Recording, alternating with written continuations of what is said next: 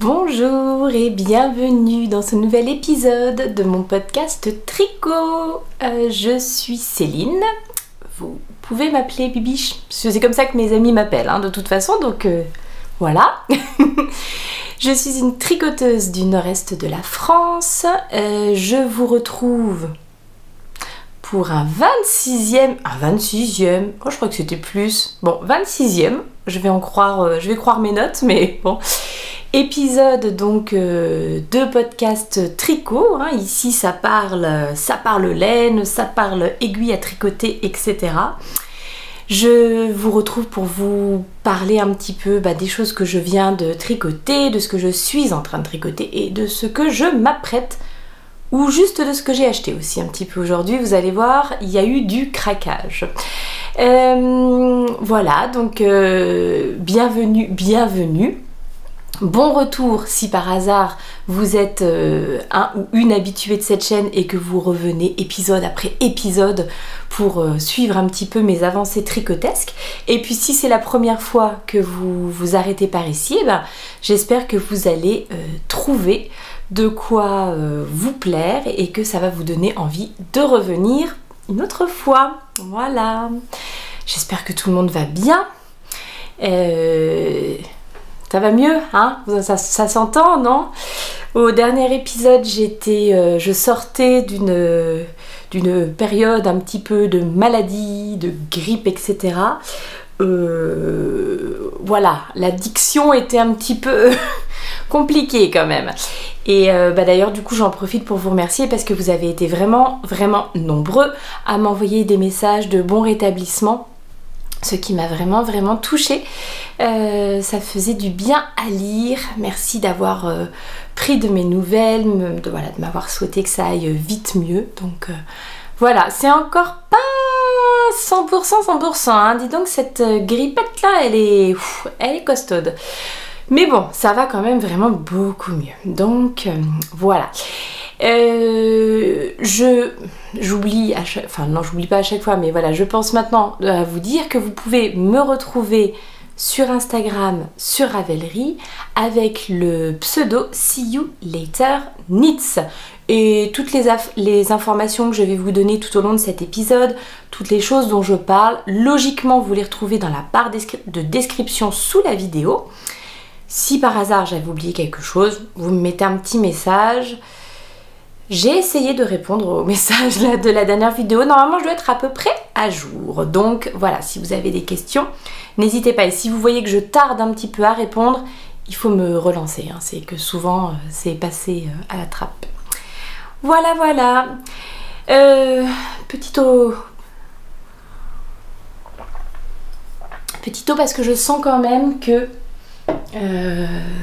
parler beaucoup risque de me faire racler la gorge. Donc voilà, écoutez, on va pas perdre plus de temps que ça parce que vous me connaissez, je suis une immense bavarde et donc voilà, on a à chaque fois des épisodes d'à peu près 25 heures. Donc nous allons commencer tout de suite par les objets terminés. J'en ai deux à vous présenter. Et le premier, si vous êtes habitué de cette chaîne, vous n'allez pas être surpris, il s'agit d'une paire de chaussettes. Alors, paire de chaussettes, les Tamsin Socks. C'est un modèle de Karen Borel qui est aux minutes sur Ravelry, oui, et sur Instagram. Alors sur Instagram, sur Ravelry, oui, je crois aussi qu'elle est aux minutes, mais ou sinon Karen Borel. Et une fois de plus, toutes les infos en dessous. Je vous parle des laines, puis après je vous refais l'historique. Les laines, c'était un petit ensemble de chez Le Chat. On va montrer sur l'autre, de chez Le Chat qui tricote. Hop là. Oh, j'avais la belle petite carte et je l'ai perdue. Bravo, franchement. Donc c'était un kit à chaussettes avec pour le coloris principal, la base Félicette. C'est une base avec de la stellina dedans. Est-ce que ça va se voir qu'il y a des petits fils? C'est très très discret. Même... Ah si, quand même, je vois un petit peu à l'œil nu que ça... Une stellina un peu argentée comme ça, mais vraiment très très discret. Le coloris c'était pensé, enfin c'est pensé, et pour les contrastants, c'était un petit mini, donc la base c'est chaton, et le coloris c'est nocturne. Hop hop. Je regarde le petit merle qui vient de se poser en face. Voilà, donc ce kit chaussettes m'avait été très gentiment offert par ma copine Aurore du Tricoté pour me faire un petit cadeau au moment des fêtes. Et comme à l'époque je n'avais jamais tricoté de fil avec de la Stellina et ça n'était pas tombé dans l'oreille d'une sourde, et donc Aurore du coup m'avait fait cadeau de ce joli fil. Alors c'était pas le kit, c'était quasiment le kit complet. Le mini était intact et pour le coloris principal, il restait environ 55 grammes, oui 55 grammes. Voici ce qu'il me reste. Hop là. Donc voilà, ce que je vais faire, parce que vous le savez peut-être aussi si vous suivez ce podcast, j'ai une couverture de reste en route depuis maintenant plusieurs mois. Ce que je vais faire, c'est je pense que je vais faire un petit joint russe entre ces deux petits restes, et ça me fera un reste pour mettre dans ma couverture, un de ces quatre. Puisque là franchement celui-ci il est vraiment minuscule, hein. Je sais pas combien il reste, peut-être même pas 2 grammes, et là à mon avis j'ai 5-6 grammes, donc voilà. On aime quand il reste plus rien quasiment à la fin, quoi, parce que là franchement voilà. Maintenant je vais vous détailler un petit peu le modèle. Alors je sais pas si vous en souvenez, je vous avais présenté un début de chaussettes la fois dernière, donc déjà avec Célène là, j'avais fait des côtes, voilà, pour une chaussette, et je voulais suivre le modèle Tadpoles, qui est un modèle gratuit en anglais sur Ravelry. Voilà, donc je voulais voir un petit peu ce que ça donnait. J'ai tricoté à peu près, je sais pas moi, hein, jusqu'ici du motif sur la tige, et franchement je n'aimais pas du tout le rendu. Déjà je trouvais que c'était un petit peu dommage. Bon, c'est une sorte de torsade en fait, le modèle Tadpoles, mais je trouvais que ça rendait pas très bien avec le coloris de la laine. En fait je crois que c'est vraiment un coloris qui se suffit à lui-même, hein. Et donc là ça faisait presque trop finalement pour ce coloris là, et surtout moi j'avais des trous. Alors oui, voilà, c'est une sorte de...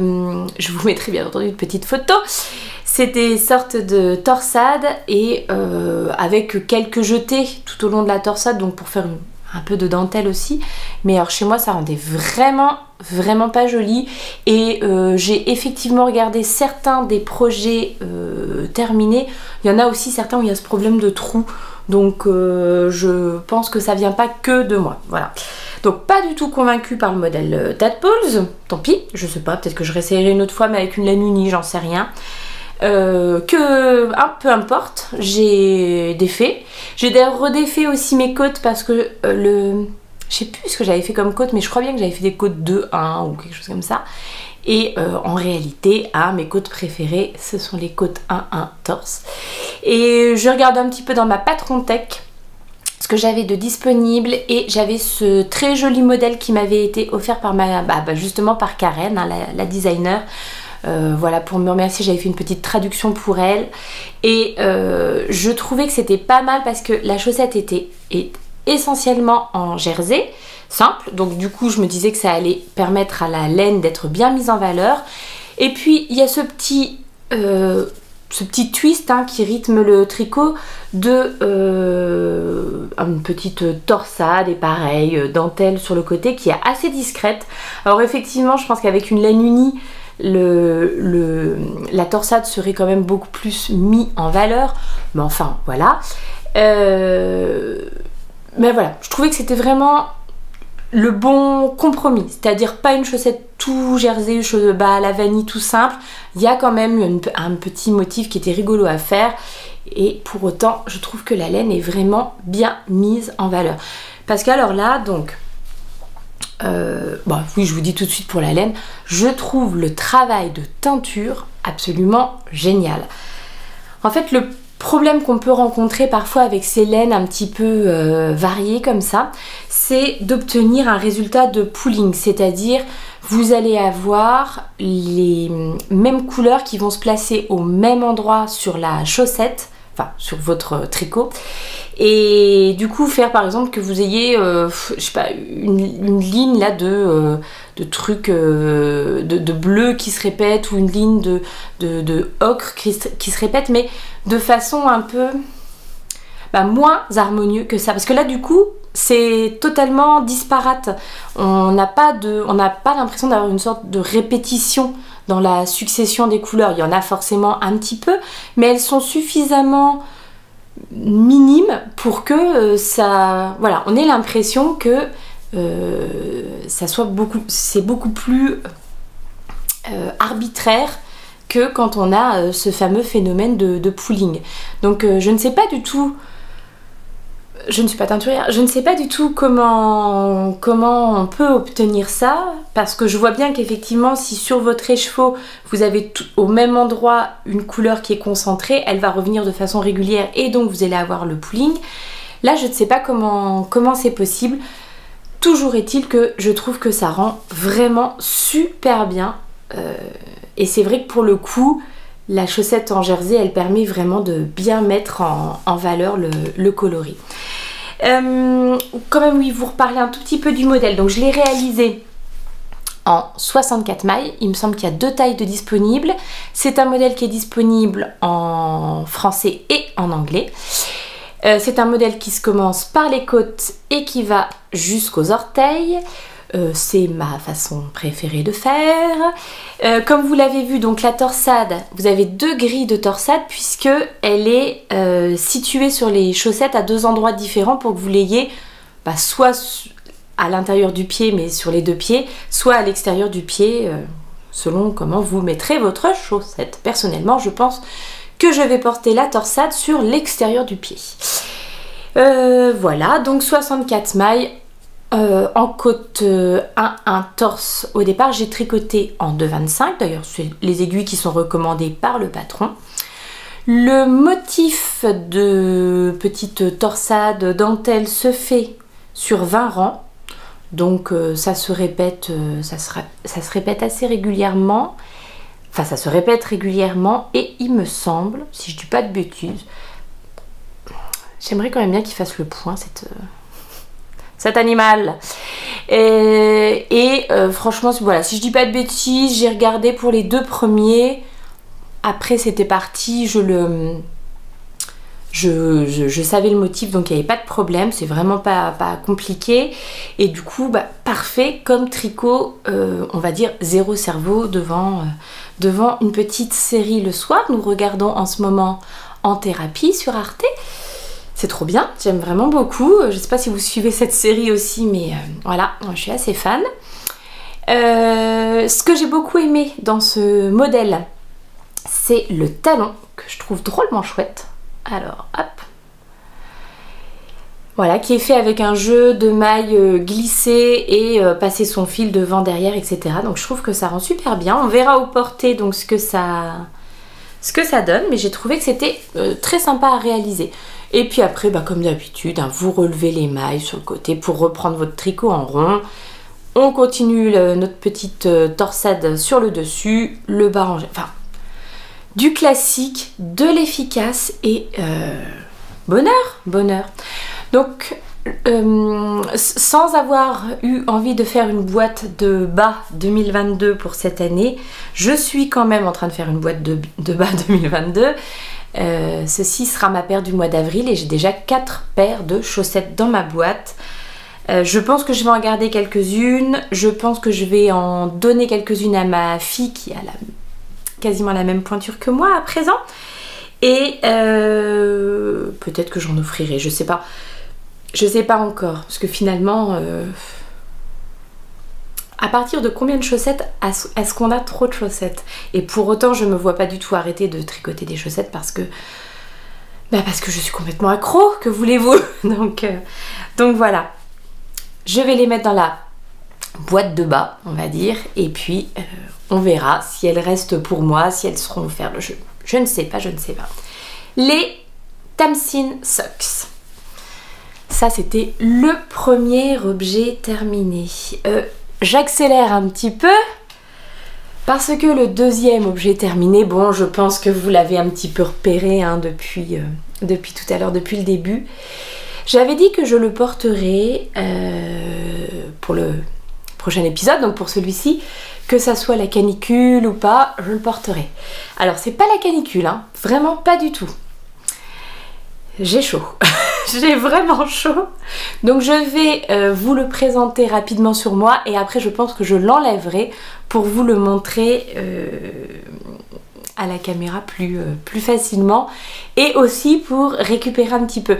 J'aurais bien aimé laisser la fenêtre ouverte, ce qui aurait été parfait du coup pour supporter ce pull. Mais c'est la saison des travaux. Hein. Là dans le quartier, je crois qu'absolument tout le monde refait soit sa façade, soit son toit. Donc là, non, si j'ouvre la fenêtre, ça va être terrible. Donc, cette petite merveille, c'est le Fairy Bouquet de Joanna Hang. Un modèle disponible en anglais et en japonais. Voilà, en anglais et en japonais. J'ai d'ailleurs dit à la designeuse que plusieurs personnes m'avaient demandé s'il serait un jour disponible en français. Hein. Donc si vous le voulez en français, il faut aller lui demander, je pense. Voilà. C'est franchement un véritable coup de cœur. Mais vraiment, vraiment coup de cœur. Alors, on va faire les choses dans l'ordre, un petit peu comme d'habitude. Donc, je vous ai dit, le Fairy Bouquet, un modèle de Joanna Hang, disponible en anglais et en japonais, que j'ai tricoté avec des laines magnifiques. Celle-ci et celle-là. Donc, le coloris principal, le mérino que j'ai utilisé, enfin la laine fingering que j'ai utilisée, c'est cette laine de chez Tricot & Stitch. Hop. C'est sa base Merino 2-ply. Donc Merino's Fingering 2-ply, c'est une 75% Merino superwash et 25% nylon. Vous avez 425 mètres pour 100 grammes, donc alors, je sais pas si on peut déjà dire que c'est une light fingering, mais en tout cas, non, je pense pas pour 425 mètres. Mais voilà, une fingering avec un métrage comme ça. Et le coloris, c'est le coloris Castle. Donc un rose très léger avec des petits, avec des petits ou des plus gros speckles de couleurs. Vous avez des roses encore, un petit peu de violet, même des verts, des bleus. Enfin, il y a vraiment un travail de speckling qui est hyper intéressant. Et j'ai marié à mon beau mérino ce magnifique mohair. Non, mais, bon, c'est vraiment dommage que cet appareil ne fasse pas... Ça me tente de m'équiper d'un super appareil qui fasse le point, etc. Machin. Pour les prochains épisodes. J'ai vraiment très très envie. Mais ça coûte cher! Ça coûte très cher. J'ai commencé à regarder. On verra, on verra. Bref, rien à voir. Donc ce superbe mohair de chez Eline Hélène, c'est sa base Yagi. Je ne sais plus c'est quoi la composition, mais bon, c'est un mohair et soie, mais je ne sais plus à quelle est la répartition de mohair et de soie, car je n'ai plus les étiquettes. Le coloris de ce mohair, c'est le coloris Aube. C'est un coloris rosé, mais vraiment très clair, très très clair. Ce qui fait que, bah voilà, ça et ça égale ça. J'avais fait exprès de prendre un mohair plus clair, justement pour, je trouve, mettre en valeur le mérino. Et bah ma foi, je pense que ça a quand même pas trop mal marché. Je sais pas ce que vous en pensez. Si je me lève, est-ce que vous allez voir? Ouais, vous voyez quand même jusqu'où il va. Ah, bah il faut que je vous montre ça quand même. Non mais la délicatesse de ce modèle, vraiment c'est incroyable. Donc, je vous détaille quand même un petit peu le modèle que j'ai tricoté. Alors j'ai tricoté la taille M. Il me semble que c'est la 3e taille, c'est 111 cm. C'est un pull qui se porte avec une aisance positive de 10 à 15 cm. Moi c'était un peu trop la 10 à 15, donc 111 cm ça me faisait, ouais, ça me faisait un peu, ouais, 8-9 cm d'aisance positive et bon, je trouvais que c'était bien, hein, c'était bien. Alors oui, il faudra quand même que je vous parle d'un truc après. Parce que au final, alors je l'ai pas mesuré, mais moi j'aime vraiment beaucoup le rendu. Mais je ne pense pas que j'ai 8 à 9 cm d'aisance positive. Mais j'avais fait mon échantillon qui correspondait à l'échantillon recommandé par la designeuse, au moins en longueur, oui. Bah, en longueur, mais pas forcément, pas en hauteur, il me semble. Je l'ai plus là, j'ai pas noté. Donc généralement quand c'est comme ça, bah, j'essaye au fur et à mesure pour voir quand même si ça va. Effectivement, le modèle quand il est présenté sur, par la designeuse, il est beaucoup plus loose. Voilà, il y a beaucoup plus d'aisance.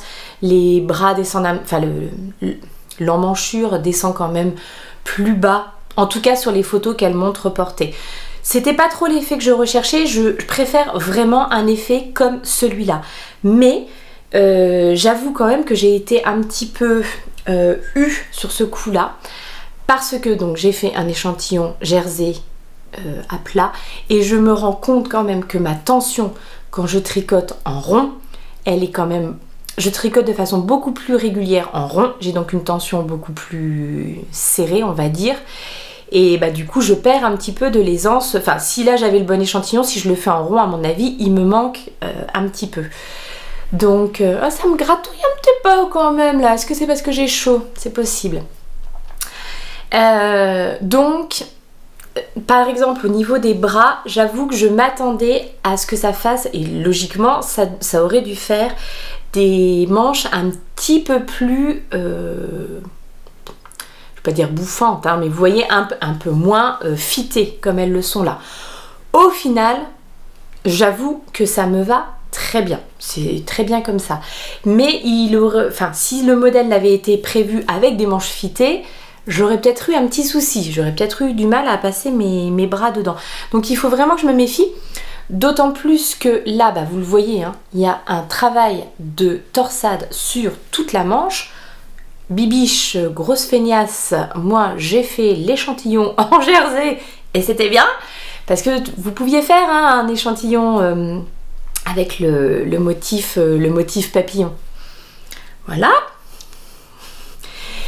Et donc forcément, je pense que ces torsades là, ça resserre un petit peu le tricot, plus le tricot en rond où je vous dis, beaucoup plus, je tricote beaucoup plus serré en rond.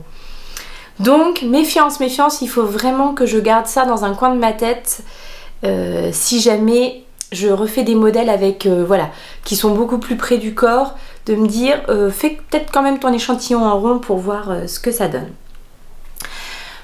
Voilà, c'est la seule chose. Ceci dit, je suis vraiment 100% satisfaite du fit, ça me va très bien.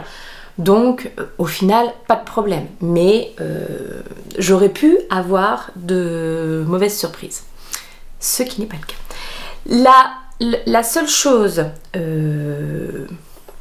alors le seul point négatif qui est entièrement de ma faute. Alors une fois de plus, vous le savez, hein, à la caméra, on voit quand même beaucoup de choses. Je pense que vous voyez qu'entre ici et là, c'est pas le même écheveau. et ça se voit un petit peu. Alors, ça se voit clairement plus dans le retour caméra, ça se voit beaucoup moins à l'œil nu. Si je le montre à mon mari, je peux vous dire que lui ne voit pas du tout où est la différence. Voilà, moi je le vois, je pense que j'aurais dû sur quelques rangs alterner les écheveaux. Je ne l'ai pas fait, erreur de ma part. J'avoue que mes 3 écheveaux me semblaient vraiment extrêmement semblables quand je les ai bobinés. Et en fait, eh ben, écoutez, vous voyez que celui-ci, alors qu'au début il était quand même plutôt clair, il y avait quand même sur la fin de l'écheveau et donc à l'intérieur, donc j'avais pas vu, il y avait quand même beaucoup plus de speckle. Et quand j'ai recommencé avec les chevaux suivants, et j'étais dans un coin où il y avait en plus moins de speckle. Donc cette petite délimitation qu'on voit une fois de plus pas mal à la caméra, mais qu'on voit quand même moins vraiment avec le soleil dessus, etc. quoi. Mais bon, ça va pas du tout m'empêcher de le porter. C'est vrai que c'est une petite manipulation. Déjà quand là vous êtes avec 2 fils, quand vous devez alterner les écheveaux, c'est une petite manipulation supplémentaire que une fois de plus, hein, bibiche grosse feignasse, qu'est-ce que vous voulez que je vous dise? J'avais pas envie de le faire, bon, et voilà, je sais pourquoi il faut le faire de temps en temps.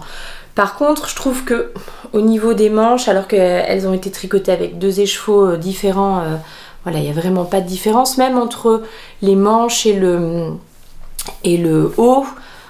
Bon, on voit pas du tout de... Enfin, j'ai pas l'impression que ça fasse un gros souci de démarcation, etc. Donc, bon, on va dire que c'est du cas par cas. Et moi, c'est pas une habitude que j'ai d'alterner mes écheveaux, mais je devrais quand même clairement le faire. Bon, pause, j'enlève et je viens vous détailler cette petite merveille en détail. Me revoilà! J'oublie toujours de vous dire ce que je porte. Et le gilet Falesia d'Atelier Émilie que j'ai tricoté dans des laines de Eline Hélène. C'est sa base Yakuza. Ah, donc avec du yak et de la soie. D'où la brillance de cette petite chose. Et le coloris, c'est le coloris Brocéliande. Donc c'est un petit gilet. Là, écoutez, il est bien parce que... Malgré la présence du yak, je trouve qu'il est assez léger. Il est chaud, mais sans être chaud, vous voyez? Alors que je vous parle quand même de cette merveille et de la façon dont on tricote cette merveille. Vous commencez par le col. J'ai fait un long tail caston, tout ce qu'il y a de plus basique, et il me semble que c'est ce qui est recommandé par le modèle. Des côtes 1 torse, passion côte 1 torse en 3,5. Et puis ensuite vous passez avec des aiguilles 4,5 pour tricoter le yoke. Donc qui est fait de ce petit jeu de mailles, des mailles glissées puis enroulées. Alors je pense qu'en anglais c'est des wraps, ou des wraps du coup. Mais en français je ne sais pas comment ça s'appelle et j'en suis bien désolée. Voilà, c'est super rigolo à faire, vraiment pas du tout difficile. Un petit peu de dentelle, de nouveau ces fameux jeux de mailles, enfin de fils glissés et puis coincés. On repart sur nos petites côtes torse et ensuite vous faites des raglans et en même temps vous commencez à faire la merveille de ce modèle, à savoir les manches avec leur motif papillon tout le long. Motif papillon qui se fait un petit peu de la même façon que ici, hein, c'est des mailles qu'on vient coincer, qu'on vient tirer coincer, et vous avez qui encadre ces motifs papillons des petites torsades. Voilà, le tout agrémenté de côtes torse, c'est d'une délicatesse, mais franchement d'une délicatesse. Donc vos manches sont ensuite terminées par des longues côtes à 1 torse. Donc ce que j'ai fait, j'ai tricoté écoutez, hein, c'est pas simple, c'est bien simple. J'ai tricoté jusqu'à la fin de mon écheveau ici. Et puis après j'ai fait les manches et puis après j'ai terminé. D'ailleurs, vous le voyez là aussi, mais je trouve que ça se voit quand même drôlement moins quand c'est porté. Voilà un beau petit pulling. on voit une sorte de ligne d'un endroit de la laine où il n'y avait pas de speckle alors qu'il y en avait à d'autres endroits. Bon, mais une fois de plus, je pense que ça se voit vraiment beaucoup à la caméra, mais porté, c'est pas du tout problématique.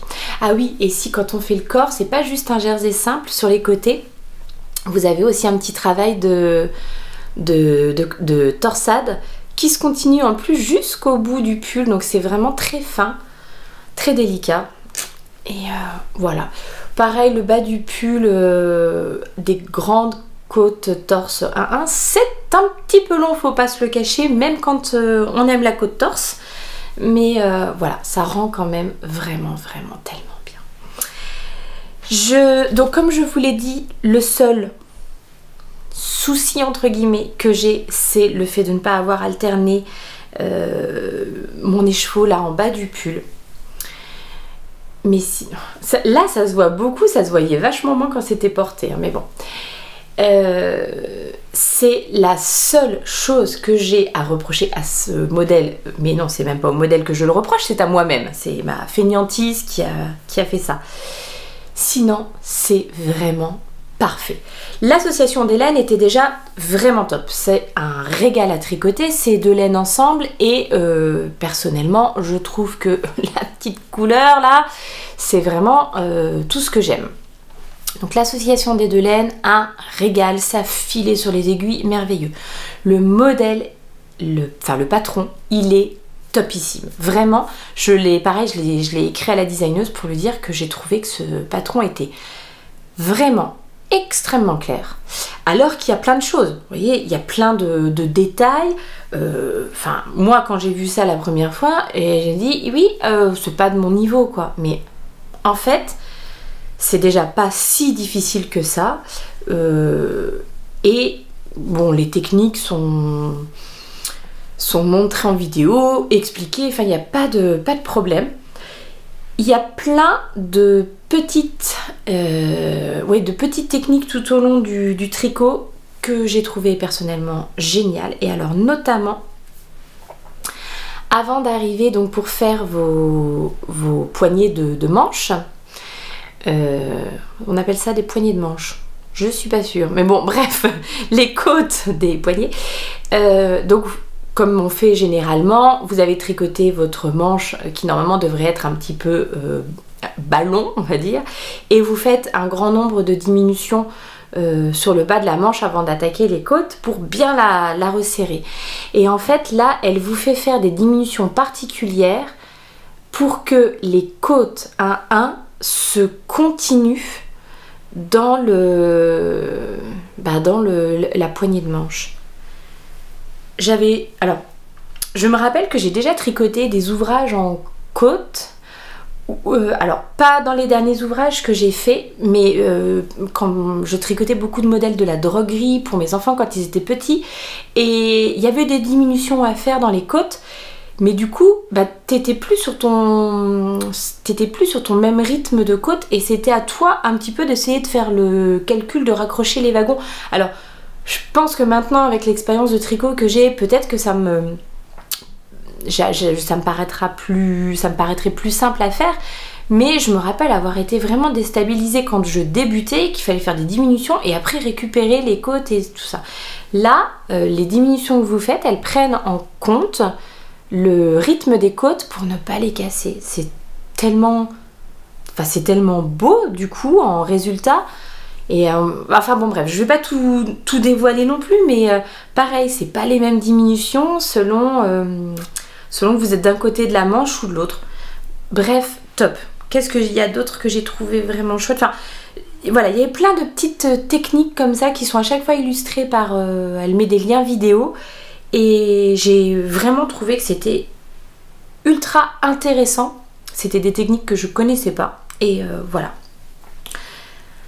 Bref, je ne saurais que trop vous recommander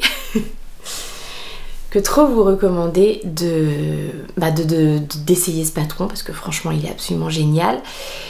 J'avais dit la dernière fois que je pensais quand même, si vous étiez vraiment débutante en tricot en anglais, que peut-être ça n'était pas le patron par lequel commencer, parce que mine de rien, il y a beaucoup de choses. C'est assez fourni, il y a quand même pas mal de choses à faire parfois en même temps sur les manches et tout.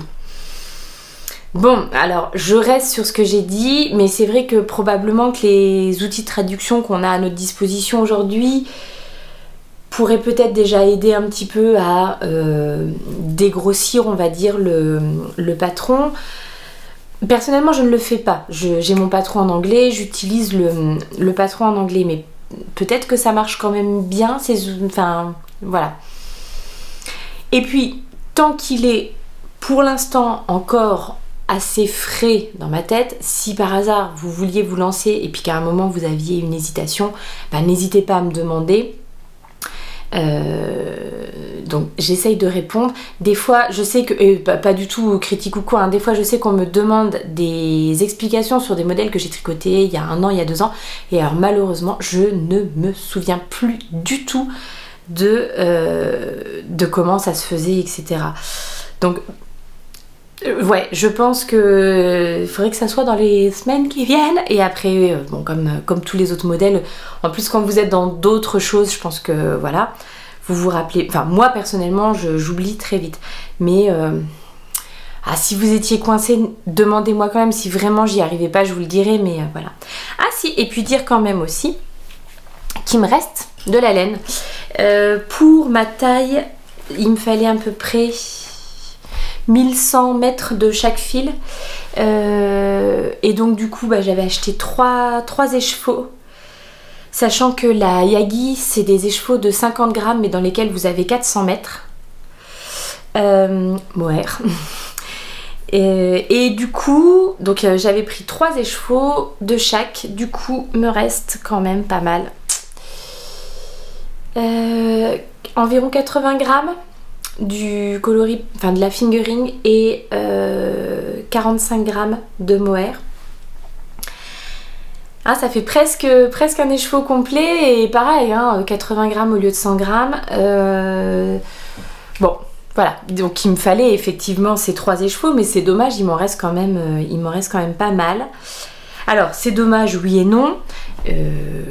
Soit je remarie tout ça pour faire un projet qui nécessite un écheveau, un peu moins d'un écheveau, donc peut-être un bonnet, je ne sais pas. Soit j'utilise la laine seule pour faire des chaussettes, puisque c'est une base mérino et nylon. Je ne suis pas encore fixée. D'ailleurs, j'ai très envie, là j'ai quand même pas mal de restes de mohair. Et il va vraiment falloir que je me penche sur la question de comment les utiliser. Ouais, je sais pas s'il existe des projets de restes, on va dire, mais à base de mohair. Il faut que je regarde. Peut-être dans des châles ou quelque chose comme ça. Bref, donc ça sera une des prochaines choses à faire. Je pense que je vous ai tout dit sur ce modèle, la laine, mon coup de cœur absolu. Franchement, vraiment, c'était une merveille. En plus, c'était très chouette parce que je l'ai tricoté avec plusieurs copines. On s'était fait un mini-cal, et c'est vrai que c'est quand même drôlement encourageant de tricoter à plusieurs. Et puis après de pouvoir se montrer enfin c'est motivant, de pouvoir se montrer les projets terminés. Ça serait tellement chouette qu'on puisse se faire une photo de groupe tout avec nos beaux ferry-bouquets, ça serait vraiment trop sympa. Voilà pour les objets terminés. On peut passer maintenant à ce qui est en cours. Et oh, c'est boire un petit coup d'eau. Vous avez vu ma belle tasse Pierre Lapin? Ma belle tasse, mon beau verre Pierre Lapin. Hop là! Alors, qu'est-ce qu'elle a sur ses aiguilles, la bibiche, actuellement? Ah bah vous allez pas être déçus du voyage. Bon,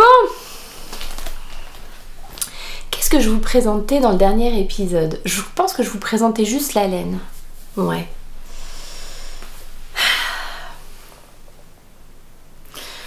On est parti, on est parti.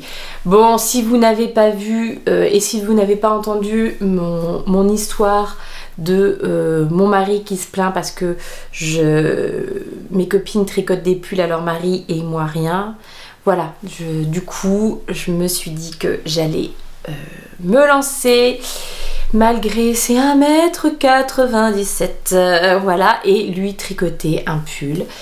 On s'est fixé tous les deux parce qu'on a choisi ensemble sur le modèle de Maxime Cyr qui s'appelle, j'ai pas imprimé, je ne sais pas pourquoi je cherche, je n'ai pas imprimé le patron, qui s'appelle le Single Malt. Donc voilà, il fallait un pull qui soit un peu simple, quoi, pas de torsade, pas trop de trucs trop alambiqués, et une couleur, vous voyez, aussi un peu sobre et simple pour mon chéri. Alors, on a l'impression que c'est tout petit comme ça parce que j'ai un petit câble et du coup, bah, tout est ramassé dessus.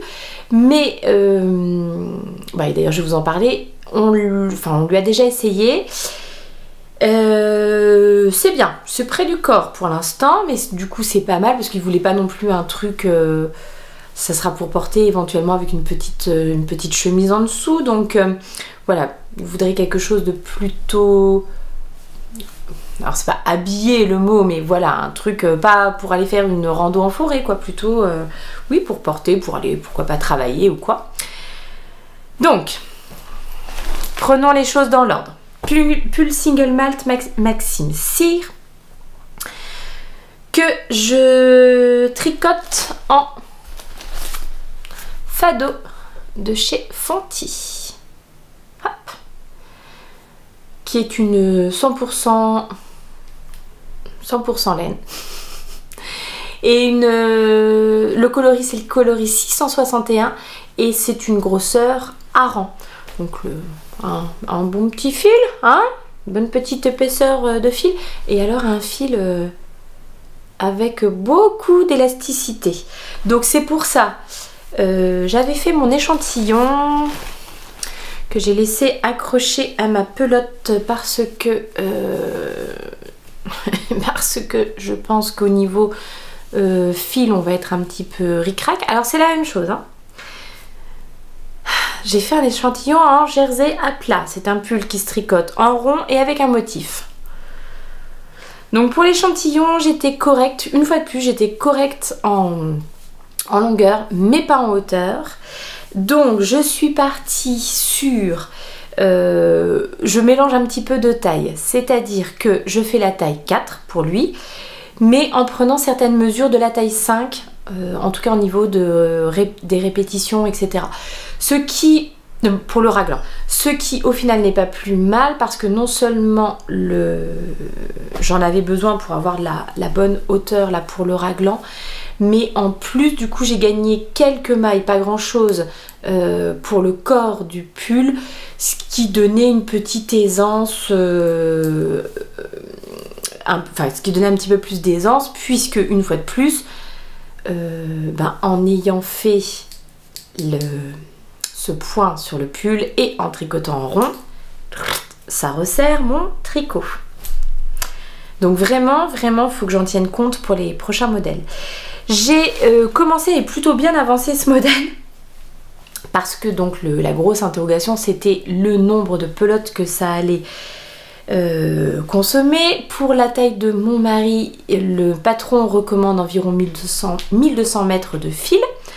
Donc j'avais mes 10 pelotes de 120 mètres, il me semble, 125 mètres. Ouais, 125 mètres. Donc logiquement, j'étais dans les clous. Le truc, c'est que je vais probablement être obligée de rallonger un petit peu le corps et certainement les bras aussi, car 1,97 m, est-ce que je vous l'ai déjà dit? Et donc il va certainement falloir que je recommande de la laine. Mais pour ne pas recommander en 10 pelotes et puis après me retrouver avec 6 pelotes de machin en trop, là je viens de commencer une nouvelle pelote pour le corps. Je me suis mis un petit marqueur, je vais voir avec une pelote combien je tricote de centimètres. Après je vais donc en déduire combien il m'en faudra pour tricoter le corps. Je vais ensuite mettre une manche en route. Quand j'aurai fini la pelote ici, je vais mettre une manche en route. Pareil, je vais voir combien il me faut de pelotes pour tricoter une manche. Je pourrai donc en déduire combien j'en ai besoin pour la deuxième manche. Et du coup, entre ce dont j'ai besoin pour la deuxième manche et ce dont j'ai besoin pour faire le corps à la bonne longueur, logiquement je devrais commander au plus près, sachant que j'ai déjà 4 pelotes là-dedans. Enfin c'est la 4e pelote, j'avais déjà 3 et là c'est la 4e pelote que j'ai entamée, donc ça va vite, hein. Voilà, ah bah oui quand même, il faut que je vous montre. Donc jusqu'à présent tout se passe bien. Le modèle est bien clair, il n'y a pas de soucis, le patron est bien sympa. Du coup, le truc c'est que je l'ai fait beaucoup essayer à mon mari à chaque étape. Le col est un petit peu haut, il remonte un petit peu. J'aimerais qu'il soit plus ras du cou. Donc on va voir une fois qu'il y aura le poids du reste du tricot. Déjà là, quand il a essayé tout au début, ça remontait vraiment, genre ça lui faisait un col roulé quoi. Hein. Maintenant avec le poids de la laine, ça a tendance à descendre un peu, donc j'attends de voir vraiment ce que ça donne. Sinon je serai vraiment preneuse de vos techniques pour défaire un rang de montage et enlever quelques... C'est pas grand chose, hein, ça sera peut-être 2 ou 3 rangs à enlever. Il est donc pareil, hein, c'est un modèle qui se commence par le col. Vous faites vos mailles, c'est des mailles de 1. Oui, c'est des mailles de 1. Il y a quelques rangs raccourcis dans le col à l'arrière pour qu'il soit un petit peu plus profond. Creuser un petit peu l'encolure sur le devant. Et puis après, bah, vous attaquez vos raglans avec ce point texturé qui est franchement pas difficile du tout, vraiment pas du tout compliqué. Voilà, donc le yoke, j'ai trouvé que ça avait été vraiment très rapide, je l'ai fait vraiment rapidement. Maintenant le corps, je pense que ça va être plus long. C'est forcément, les rangs sont plus longs et bah, pourtant c'est la même quantité. En fait, quand j'ai commencé à tricoter, j'ai tricoté le premier jour, j'ai tricoté une pelote.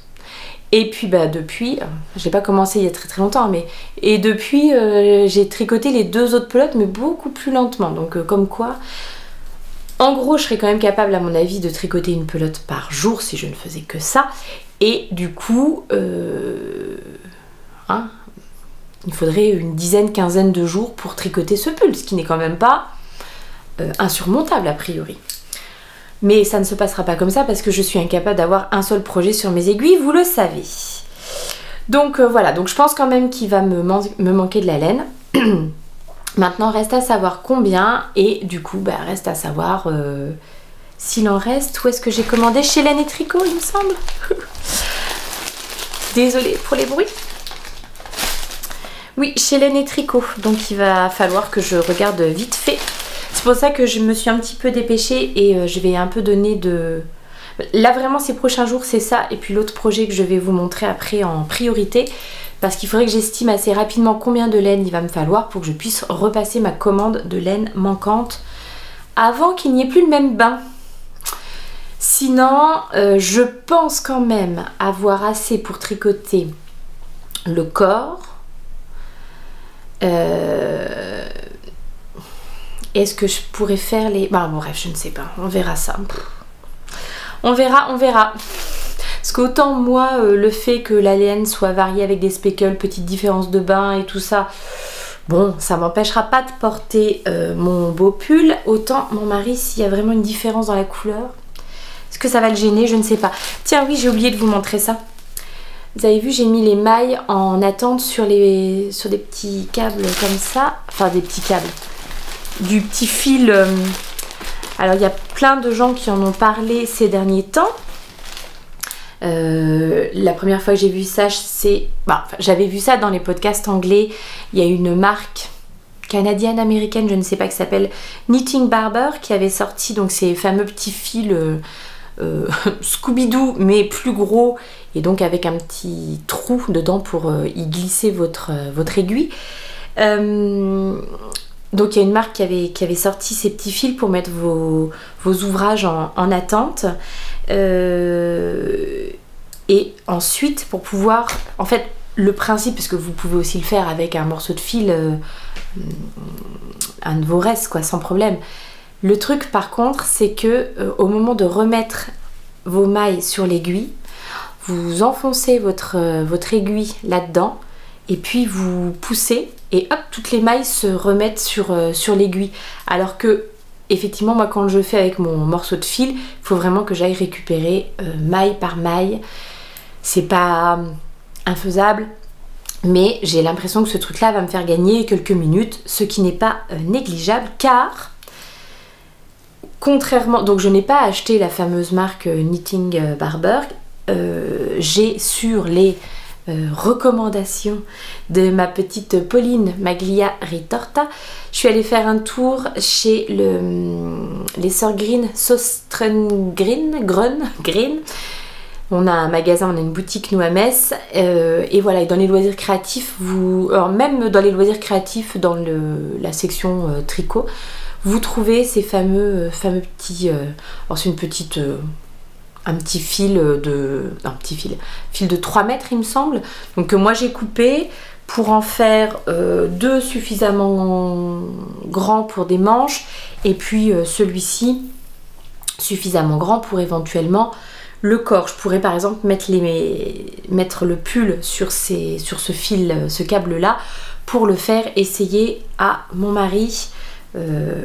Pareil progressivement. Après moi je m'embête pas trop comme je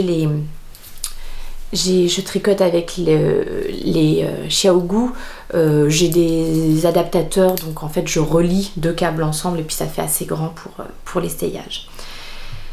Donc 1 €, je veux dire 50, vous voyez, les 3 mètres de fil, alors que Knitting Barber, je crois qu'on est plutôt aux alentours d'une bonne dizaine d'euros.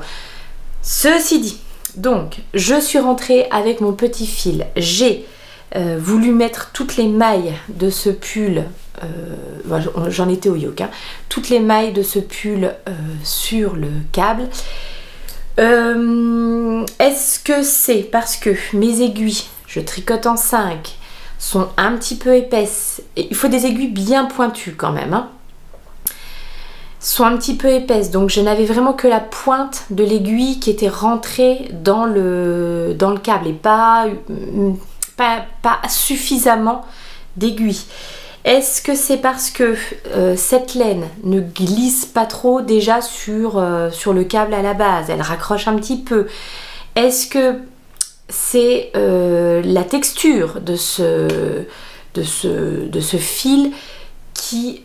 J'ai l'impression que le Knitting Barber, là, leurs fils, ils sont dans une matière particulière qui fait que vraiment ça glisse facilement dessus. C'est une impression que j'ai, hein, je ne les ai pas testés donc je ne peux pas vous dire.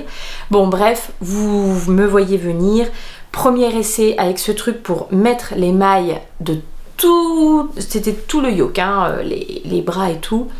Catastrophe. Catastrophe, ce qui devait arriver est arrivé, l'aiguille est sortie, j'ai perdu des mailles, j'ai pesté. Mais bon, voilà. En revanche, quand il a fallu mettre les manches, comme en plus c'était peut-être une plus petite circonférence et que j'ai un peu plus pris mon temps, ça s'est bien passé. Donc, je ne saurais vous dire. Disons qu'à 1,50 €, c'est pas un gros investissement. On peut le faire et puis après, bah, ma foi, vous voyez si ça vous correspond ou pas.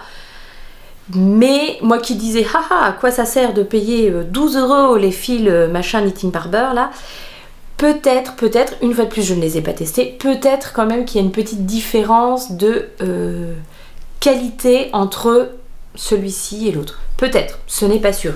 Une fois de plus, ça vient peut-être de ma laine qui raccroche, des aiguilles trop grosses, donc il faudra vraiment que je fasse des essais avec ce truc avant de vous dire oui, c'est très bien. Enfin, si... 1,50 € quoi. Si par hasard vous pouviez en avoir l'utilité, vous voyez, c'est déjà rentabilisé. Donc je crois que c'est tout ce que j'ai à vous dire pour l'instant sur ce modèle. Hop, qui va continuer dans les jours qui viennent. Lui et l'autre petit modèle que j'ai en ce moment sur mes aiguilles. Alors là on est grand truc, aiguille numéro 5. Et là, on va passer à petit truc, tout petit, mini, dans cette merveille, cette petite beauté. Ça fait partie des achats, des petits craquages. Bobine de fil aiguille Solène qui, je ne sais pas si vous vous en souvenez, avait gentiment sponsorisé mon concours des 3500 abonnés ici sur YouTube en faisant gagner une petite pochette comme celle-ci à l'une d'entre vous. Et j'étais jalouse. J'étais jalousie. Franchement, j'aurais eu envie moi aussi d'avoir une belle pochette. J'étais vraiment trop jalouse. Et du coup, Solène, elle a fait une refonte de sa boutique en ligne. Et quand elle a rouvert son site internet et sa boutique en ligne, j'ai foncé. Et ben voilà, petite pochette toute mignonnette aux couleurs du printemps. C'était vraiment les couleurs, et je pense que vous allez le voir après, dont j'avais besoin et envie là pour ce printemps. Tout m'a plu dans ce modèle. La taille, le tissu, les couleurs, enfin bon bref, topissime. Et parfait donc pour les tout petits projets qui se tricotent en aiguille 2 mm. C'est minuscule. Vous voyez les cure-dents? Et ben voilà. Alors, qu'est-ce que c'est que cette petite chose? Oui, on ne voit pas grand-chose pour l'instant. C'est un petit... c'est un futur petit lapin, un bunny Odile. Vous savez, ces adorables petits patrons de Cynthia Vallée, from Cynthia. J'avais eu la chance de m'en faire offrir un par l'une d'entre vous, par Muriel. Voilà, qui m'avait gâtée au mois de février. Voilà, je ne crois pas qu'il y avait une raison particulière, mais juste l'envie de me faire plaisir, et ben formidable. C'est bientôt les 7 ans de ma petite dernière, et du coup j'avais envie de lui faire un petit cadeau fait main. Et voilà, donc je me suis lancée dans ce petit bunny Odile. Donc franchement, pour l'instant, c'est topissime. Ça fait un peu bizarre, je ne vous le cache pas, de passer du pull à ça. Alors, c'est bien de pouvoir alterner, mais c'est vrai que ça fait un peu étrange. Donc, alors, allons dans l'ordre. Le lapin Bunny Odile de Cynthia Vallée, c'est from Cynthia sur... en tout cas sur Instagram, peut-être sur Ravelry aussi. Donc, merci encore Muriel hein, pour ce très très chouette cadeau. Et je le tricote avec un reste de laine. De chez Graines de Laine, et c'est de la pimprenelle. Alors il me semble que c'est ça, mais je pense hein, parce que je n'ai pas laissé d'étiquette sur cet écheveau, mais en même temps il y a vraiment tout, oui, tout concorde pour que ça soit ça. Et si donc c'est bien ça, c'était le coloris Petit Matin Givré, et j'avais fait un love note à ma petite pépette il y a 2 ans je pense, quand j'avais tricoté le mien. Voilà, il me restait ça de fil, donc parfait pour un petit projet lapinoute que je tricote donc sur des petites aiguilles Xiaogu, petites aiguilles de mon fameux kit rouge là que je vous avais déjà présenté et dont je vais vous reparler. Donc 2 mm, un petit, et j'ai pris le plus grand câble qui est disponible dans le kit, et qui est pas très grand quand même, pour faire une sorte de tricoté en magic loop quoi. C'est pas ce qu'il y a de plus évident, honnêtement, parce que le câble est trop petit, et parce que les aiguilles du kit Xiaogu là en 2 mm, le câble il est... Ouais, les jonctions entre câble et aiguille, c'est minuscule.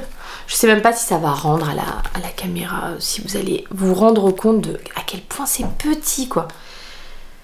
C'est petit, non seulement c'est petit, mais en plus ça semble fragile.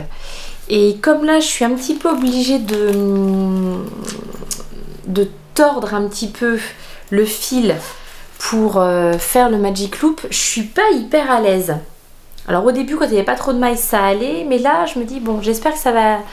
Alors je sais pas quoi faire, parce que j'ai demandé à Madeleine, je voulais acheter des aiguilles classiques en 2 mm et puis les mettre sur mes grands câbles. Mais en fait non, les 2 mm chez Xiaogu, ça va forcément avec des câbles, des câbles mini, ils les appellent. Donc vraiment ces câbles avec cette jonction toute petite. Donc je ne sais pas quoi faire. Je pense que je vais quand même recommander un câble, bon bah du coup en mini, mais plus grand, pour avoir peut-être un petit peu plus d'aisance dans mon Magic Loop. Mais voilà. Donc c'est la seule petite chose, c'est que pour l'instant je suis un peu coincée. Peut-être que ça serait plus agréable avec des doubles pointes, mais je n'en avais pas, donc voilà. Que vous dire d'autre? Que vous dire d'autre? Non, c'est tout. Ces petits projets là, c'est un régal à tricoter. Le patron il est formidable, vraiment très chouette, très bien expliqué, avec plein de petites techniques aussi, etc. On les a vus beaucoup ces patrons. C'est Julie Miette qui en a tricoté pas mal. C'est Emma Tricolibri, elle en a tricoté aussi.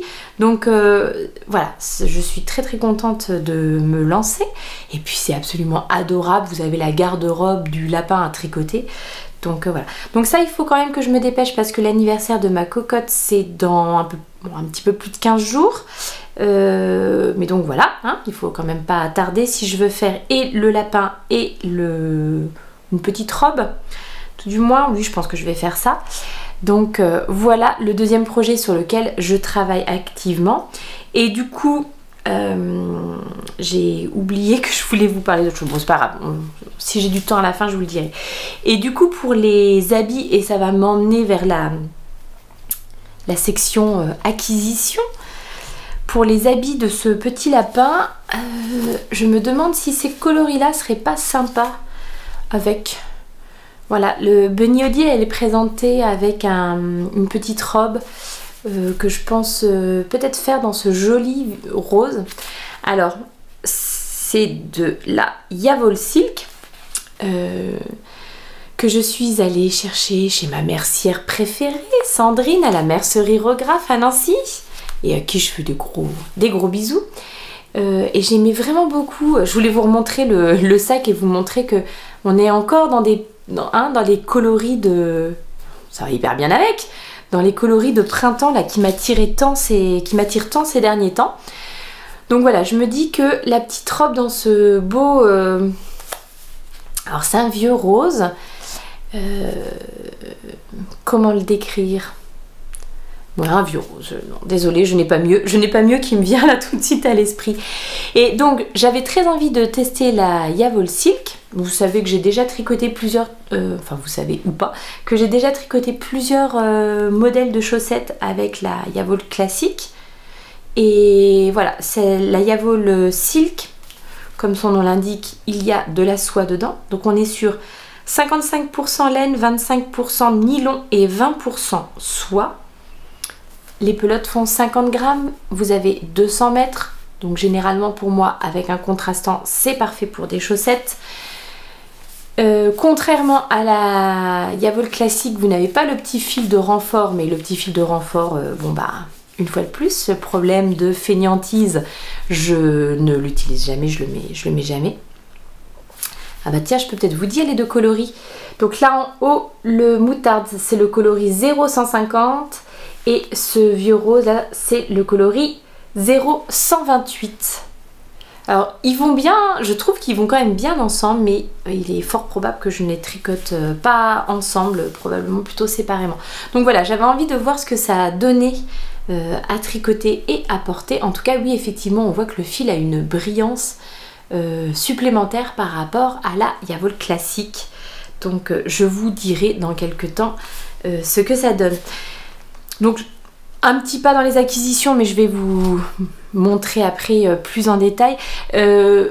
Tant qu'on est aux objets en cours, vous dire que je n'ai pas du tout touché à mon Solaris de ces 3 dernières semaines. Mon Solaris, c'est le grand châle que je suis en train de tricoter, mais c'est un très grand châle et la base que j'ai, c'est une base avec du mohair aussi dedans.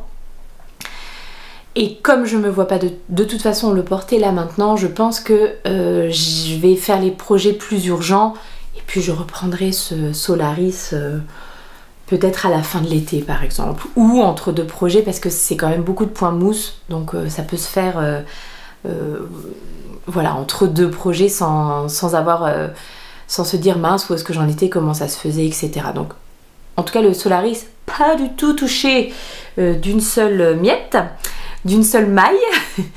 Et le deuxième projet sur lequel j'ai pas du tout travaillé alors que je vous avais annoncé le contraire dans l'épisode précédent, c'est ma couverture de reste dont je vous ai déjà parlé tout à l'heure.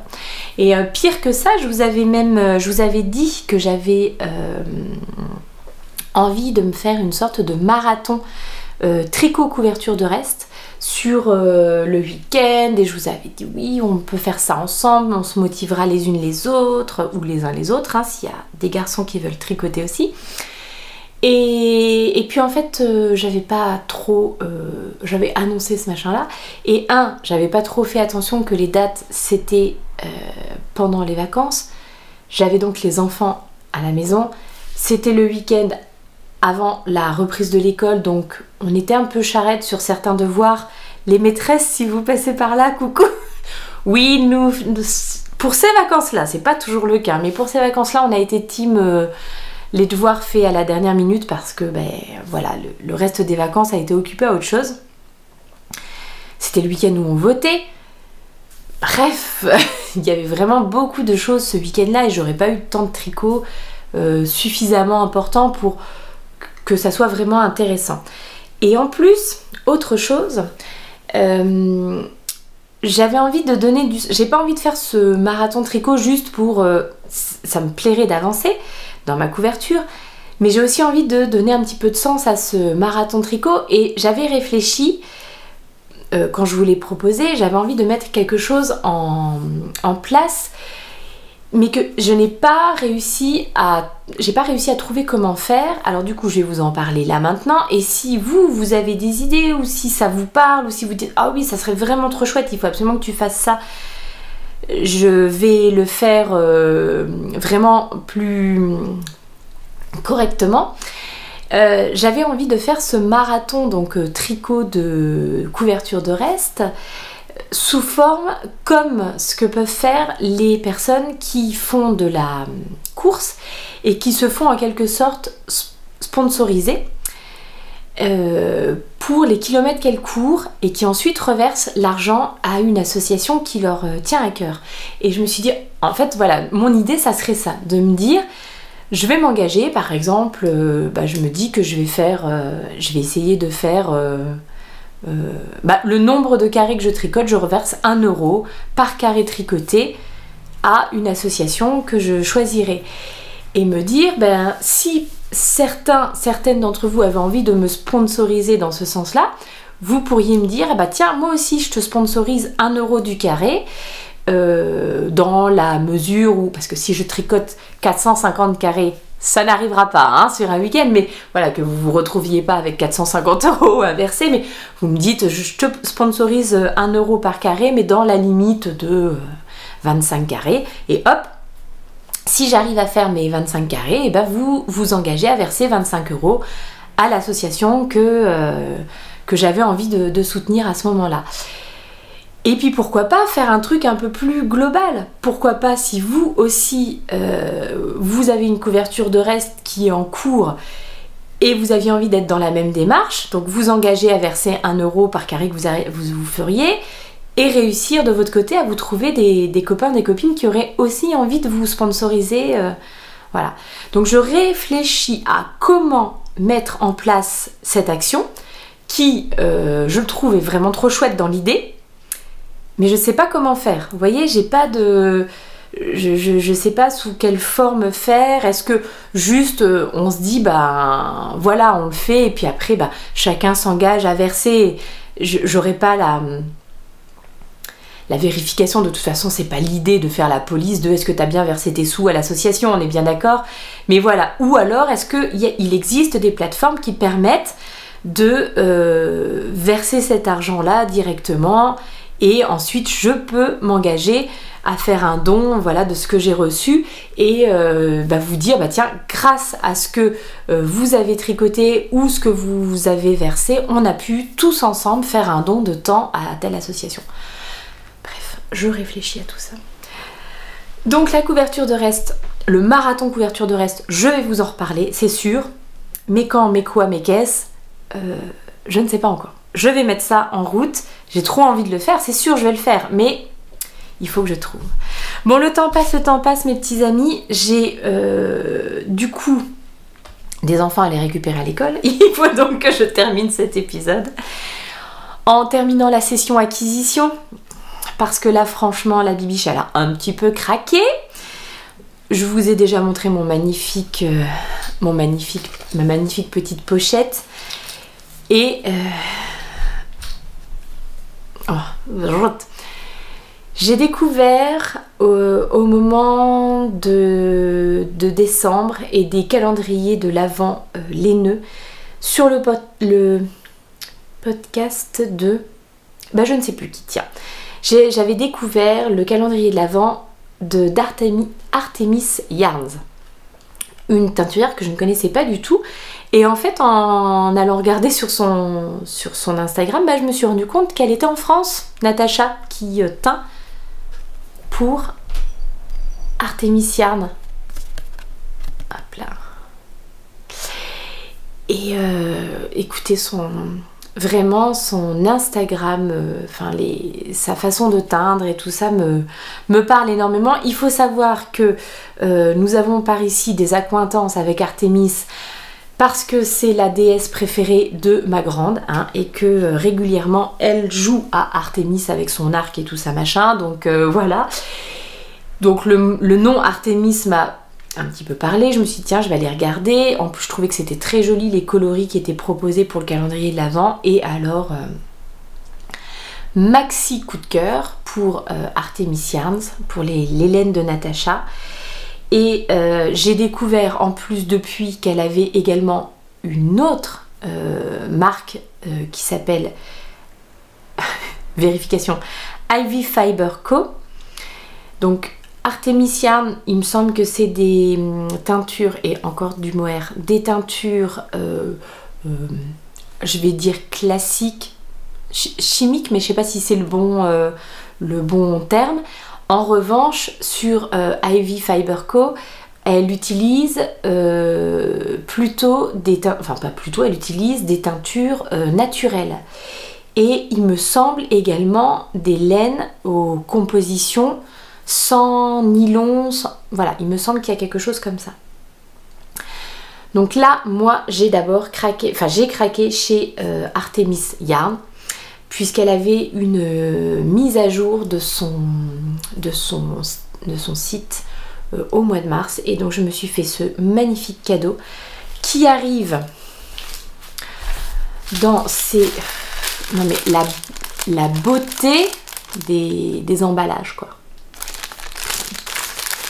Bon, ça me correspond à 10 000... Voilà, ça me correspond. Et alors, quand j'ai montré à ma fille, je peux vous dire que pareil, hein, ma grande, elle était complètement dingue. Alors, voici tout ce que j'ai pris. Voici tout ce que j'ai pris. Mes petits bébés. Donc, en gros, celui-ci... c'est les chevaux commandés par ma grande pour elle, parce qu'elle voudrait un projet ou quelque chose fait avec. Donc on va voir ensemble quoi. Est-ce que ça sera des chaussettes? Est-ce que ça sera un bonnet? Est-ce que on va y réfléchir ensemble? Est-ce que ça serait un pull avec un travail au niveau du yoke dans ce coloris là, et puis un coloris un peu plus neutre pour le reste? À voir. Ou alors je vais quand même vous le détailler. Donc c'est la Artemis High Twist Fingering 80% Superwash Merino, 20% nylon. Le coloris c'est Oracle. C'est ma grande hein, qui a choisi. Elle est fanat de vert, donc là cet écheveau là lui parlait bien. Enfin tout lui parlait, hein, parce que Oracle ça résonne beaucoup aussi pour ma grande, qui est mi-sorcellerie, mi-divinité, enfin voilà, bon bref, elle a des tonnes d'intérêt, de centres d'intérêt, etc. Et en tout cas, ça lui correspond vraiment très très bien. Et de mon côté, j'ai craqué pour ces deux petites choses-là. Alors, non, je vais déjà vous présenter celui-ci. Donc, elle fait régulièrement des sock club. Donc là, c'était ce qu'elle appelle le Artemis Soft Sock Set. C'est dur à dire.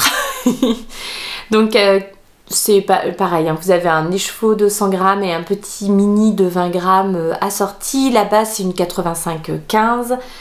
L'écheveau principal fait 400 mètres 100 grammes et le petit contrastant 80 mètres 20 grammes. Et c'était le coloris Artemis, justement, parce qu'en fait, pour teindre ces sock sets, elle se base sur des tableaux. Et là, donc, c'était un tableau qui représentait Artemis. Le coloris principal, donc, c'est Artemis. Et le mini contrastant, c'est Thorns. C'est tellement joli. Et puis, hop, toujours sur la base Artemis Soft Sock, donc toujours 85-15, j'ai pris également ce magnifique petit rose, mais c'est tellement joli. Je sais pas, on tient un truc, non? Enfin, là, c'était vraiment les coloris qui me parlaient ces derniers temps. Le coloris, là, justement, c'est le coloris Lullaby. Voilà, je suis fana. Donc ça, c'est le petit plaisir que je me suis fait chez elle. Je vous montre à l'envers depuis tout à l'heure. C'est le petit plaisir que je me suis fait chez Natacha. Mais alors vraiment, vraiment, vraiment, maintenant, j'ai très, très envie de tester aussi les laines de Ivy Fiber Co. Donc, on teste Artemis Yarn. Et puis, une prochaine commande, j'espère pouvoir tester son autre marque. Celui-ci, il a déjà un projet, je pense. Je vous avais dit que je m'étais fait, en surprise, offrir un patron de chaussettes par Delphine, qui est l'une d'entre vous, qui m'a offert un patron de chaussettes qui s'appelle quoi? Qui s'appelle les Homely Socks de Anna Radchenko. Et en fait, elle m'a offert ce patron dans le cadre de la petite initiative qui avait été mise, et qui est toujours d'ailleurs mise en place, de soutien aux créateurs ukrainiens. Donc voilà, elle m'avait offert ce patron en surprise. Et du coup, comme elle l'a acheté pour elle aussi, on s'est dit qu'on pourrait se le tricoter en mini-cale. Et voilà, je pense que ce magnifique coloris va partir dans ces superbes chaussettes. Oh, c'est tellement beau. Voilà. Voilà. Voilà. Non, vraiment, j'ai quelque chose. Hein. Mais bon, c'est le printemps, que voulez-vous? Je m'arrête là. Je suis sûre que j'ai oublié de vous parler de plein de trucs parce que j'avais vraiment beaucoup de choses à vous dire aujourd'hui. Mais j'ai trop parlé. Je vous souhaite une magnifique journée et puis un bon temps de tricot là jusqu'au prochain épisode. J'espère que tous mes petits projets, mes petites aventures vous auront plu. N'hésitez pas à me laisser un commentaire, qu'est-ce que ça fait plaisir à chaque fois quand je reçois vos petits messages d'encouragement, me dire que vous êtes contente de me retrouver. Content de me retrouver, voilà, me donner vos avis sur les modèles, des conseils aussi sur certaines choses. C'est tellement précieux, mais tellement précieux pour moi. Donc encore un grand merci de prendre le temps de faire ça à chaque fois pour moi. Je vous embrasse bien bien fort, prenez bien soin de vous et je vous dis à très vite. See you later.